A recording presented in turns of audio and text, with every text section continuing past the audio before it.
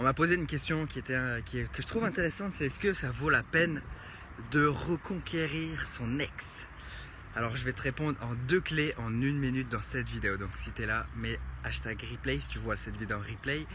Si tu es en live avec moi là tout de suite, tu mets hashtag live pour que le plus de personnes puissent voir cette vidéo et ne pas reproduire les mêmes erreurs ou en tout cas bénéficier de ce conseil. Donc si tu es en live, tu mets hashtag live et je vois qu'il y a une personne, si tu es hashtag replay, tu mets replay, tout ça, hashtag replay. Alors, est-ce que ça vaut la peine de reconquérir son ex? Salut Anthony, j'espère que tu vas bien.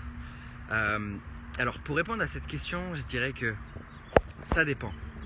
Il n'y a pas de bonne ou de mauvaise réponse, il n'y a pas de bonne ou de mauvaise façon de faire, ça dépend tout simplement du contexte. Quel est le contexte qui a mené à la séparation? Est-ce que vous êtes toujours les mêmes personnes? Est-ce que vous avez évolué? Est-ce que vous avez appris? Est-ce que ce qui a amené à la séparation, déjà vous en avez conscience, mais est-ce que les schémas qui ont amené à la séparation, vous vous en êtes libéré? Est-ce que toi tu as évolué sur toi, tu as pris conscience de ces choses, tu t'es libéré de tes schémas? Et est-ce qu'elle a fait son travail de son côté? Puisque si vous avez toujours les mêmes schémas, oui, se remettre avec son ex, c'est refoncer droit dans le mur, puisque vous êtes tous les deux les mêmes personnes, vous allez reproduire les mêmes erreurs, vous n'avez pas avancé et en fait, vous allez refoncer droit dans le mur. Si en revanche, vous avez pris conscience, vous avez grandi, si vous êtes devenus des nouvelles personnes, de par la libération de vos schémas, par le dépassement de vos blessures, par la mise en conscience de vos erreurs en tant qu'individu, alors là, dans ce cas, ça peut valoir le coup, mais ce n'est pas une science, ça peut valoir le coup de retourner et de voir, de retester. Mais encore une fois, si vous vous êtes libéré de vos schémas et si vous vous êtes libéré de vos croyances, de ce qui a mené à la séparation et de vos blocages, etc. Tout ce qui a pu mener à la séparation. La plupart des gens, ce qu'ils font, c'est que sans changer eux-mêmes, ils retournent avec la même personne.